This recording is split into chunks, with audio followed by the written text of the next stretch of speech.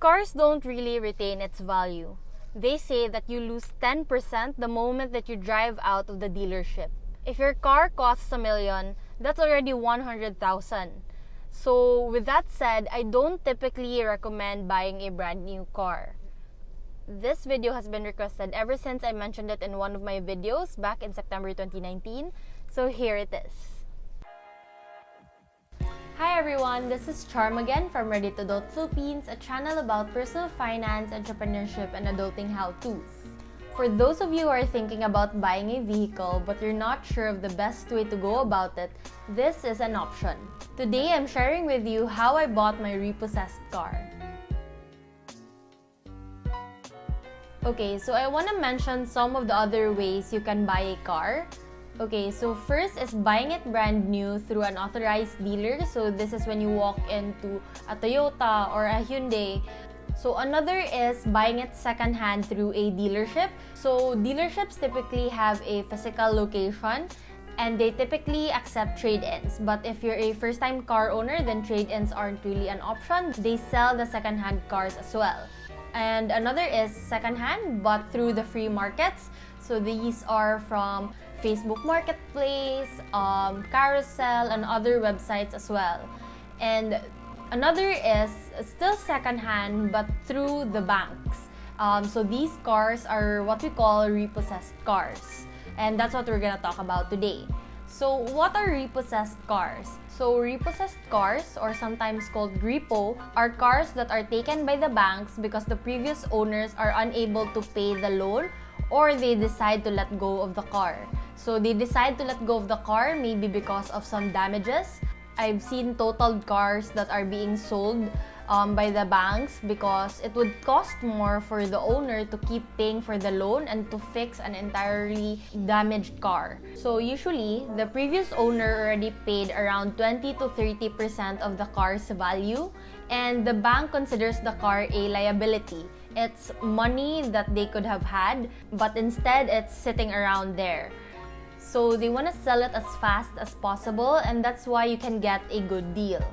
Okay, so this is my car. It's a 2016 Toyota Vios with a 1.3-liter engine. It's a Model E or 1.3E, and it's a manual transmission. So there's automatic and there's manual. The brand new price of this car, if I bought it when the previous owner bought it, which was last April 2016, is 769,000 pesos. And during the last quarter of 2017, when I started looking around for a car, if I bought it then secondhand, I searched through online and I could find around 540 to 650,000 pesos. So I got my car last December 2017 for a total price of 490,000 pesos. I will explain to you guys later what the total price means. So if you try to buy this car now, it's still at the price of around 450 to 500,000 pesos online. And I've had my car for a little over 2.5 years now. So let me run you guys through how I actually bought it and what are the steps that I took when I was buying this car. Okay, so number one is to do your research. So right off the bat, I'm telling you guys that majority of the work is actually on the research side. It's stuff that you can actually do from the comforts of your home, through a cell phone, through a laptop. So what do I mean by do your research? First, of course, if you're not sure yet what car you want, try to find out what type of car you want, what models you're considering, and basically what are the specs of the car that you want. Okay, so I already knew that I wanted a sedan. I was considering an older Toyota Altis or a newer Toyota Vios. So my previous car, which belonged to my dad, was a Toyota Corolla. It was with us for around 26 years. So I felt very comfortable with getting another Toyota.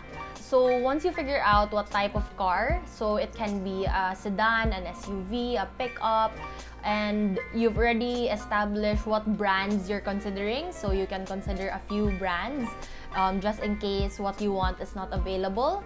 You've already considered as well what model fits your budget and your lifestyle. Next is to go to the more technical parts. So you need to know what engine size you want. My engine was 1.3 because majority of my driving is just gonna be on flat lands. I'm always just in the city. So most of the time, smaller engines are used by smaller cars. So bigger engine actually means more gasoline as well. So that's why I'm telling you guys to consider that, because other than the annual maintenance, the gasoline is something that we pay month to month. So yeah, basically just those. And if you already know what your options are, what are the brands and the models and engine size that you're considering, next is to look at the fair market value of those cars. So look for those cars online, check how much they're worth. So check 1, 2, 3, or even 5-year-old cars, because that's typically what the banks offer as well. So on average, loans last around 3 to 5 years for vehicles. So these repossessed cars are actually pretty new. They're usually around 1 to 5 years old when they're repossessed, because otherwise it would have been fully paid already. So you get typically new cars for a really good price. Also, check how much it is if you buy it brand new. Next is to check the actual available units through the bank's websites and if they're available in your region or the warehouse is in your region. So these are the banks that typically have good inventories when it comes to repossessed cars. You can check them out. I can also link them below. But basically, not everything that you want will be available. That's why I suggest to have a few options for the brands and the models that you want, because the cars that are typically available are compact cars, sedans, and the smaller SUVs. So banks usually update their inventory every other day or every week. So you can do your research for a couple of weeks just to make sure that you get good inventory as well. The next step that I did was to visit their warehouse. So I went to 3 or 4 warehouses because in Cebu at the time, there were only 3 or 4 banks that had a lot of inventory in Cebu. But upon checking right now, a lot of the banks actually have warehouses in Cebu now. So it's really great. If you're not from Cebu, they also have a lot. So you can check those out. Some people buy the car even without seeing them. They just call the bank. The banks are typically transparent with the issues that the cars may have.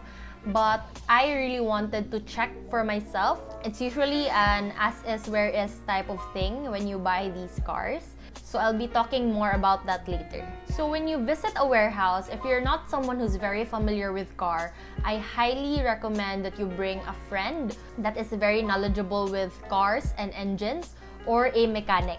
So in my experience, visiting 3 or 4 warehouses, since I kind of knew a thing or two about cars, I just went with my mom.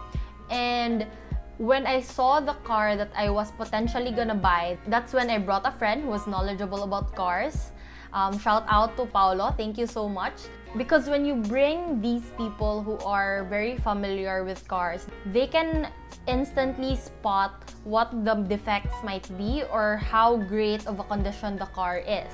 So the cars are typically sitting in the warehouse for a while, so it's very easy to spot leaks. You just check the floor under the engine.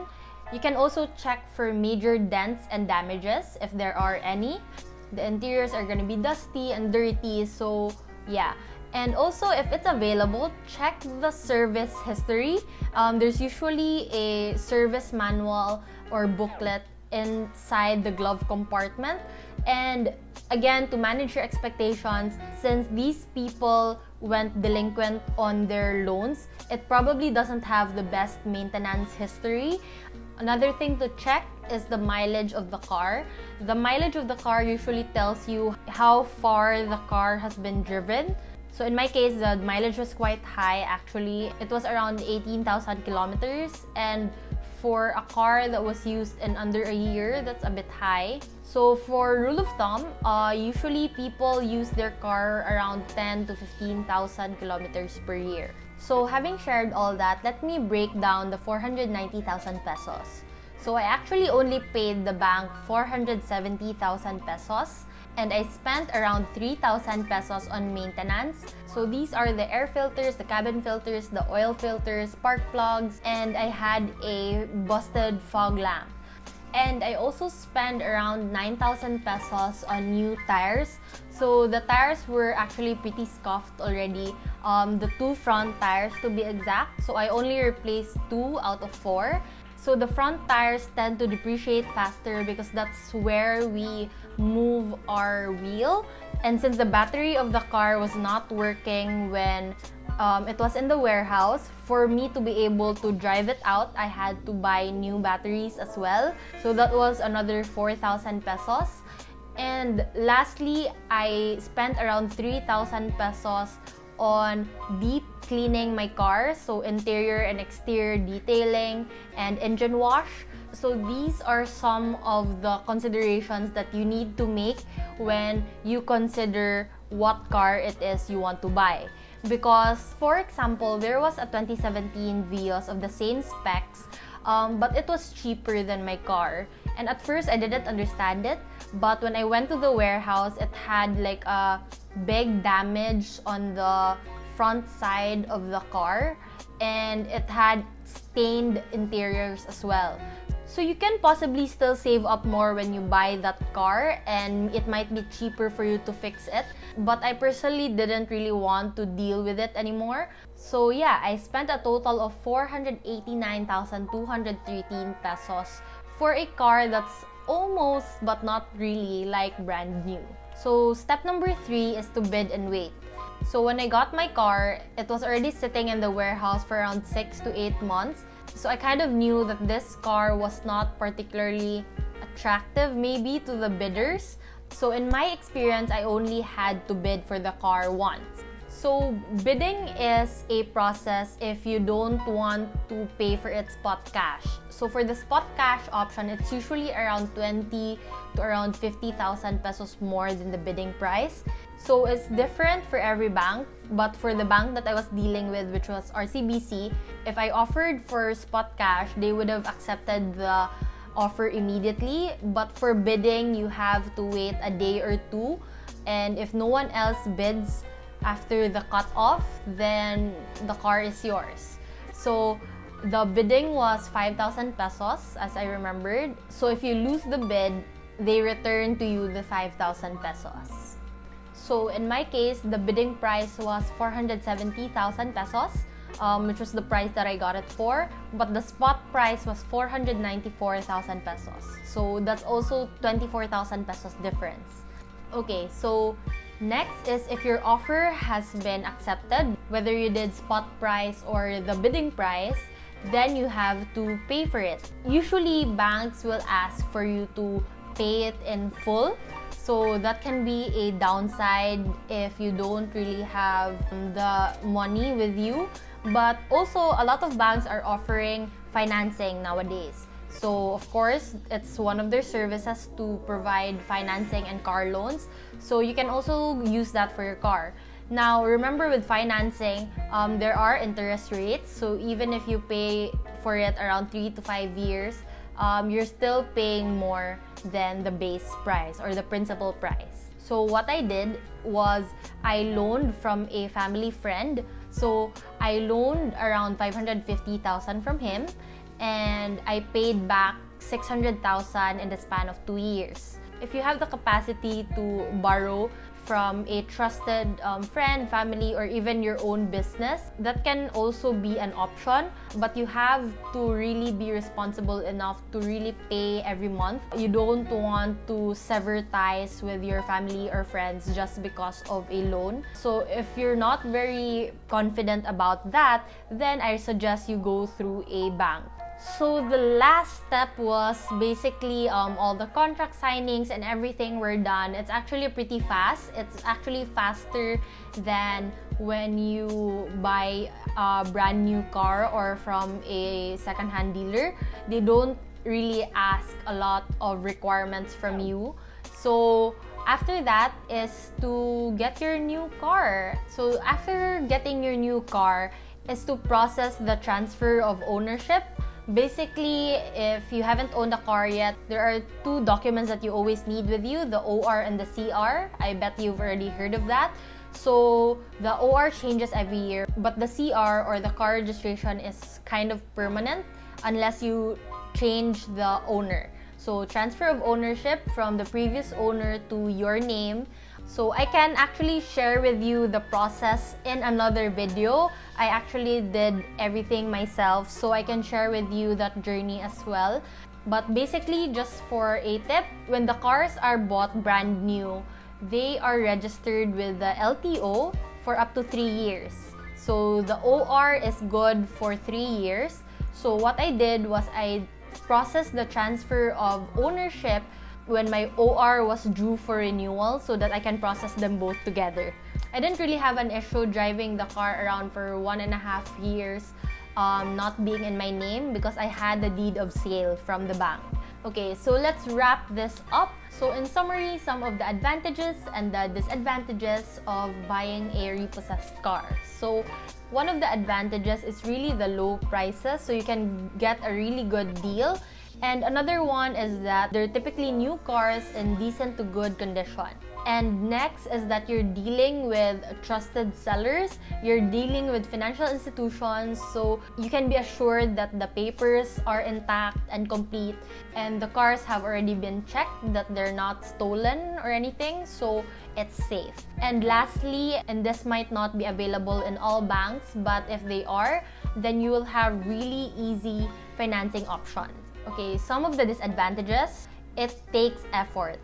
So it takes a little bit more effort, but you're potentially gonna save a lot. And next is, even if the cars are pretty new, there are still some cars that are not in the best condition, and it might have some hidden damages that even the banks didn't really know about. So the car condition is not really assured.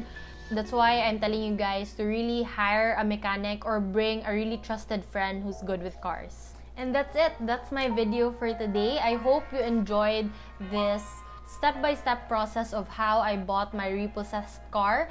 I hope it has shed light on another option for you to think about if you're planning to get a car or a vehicle.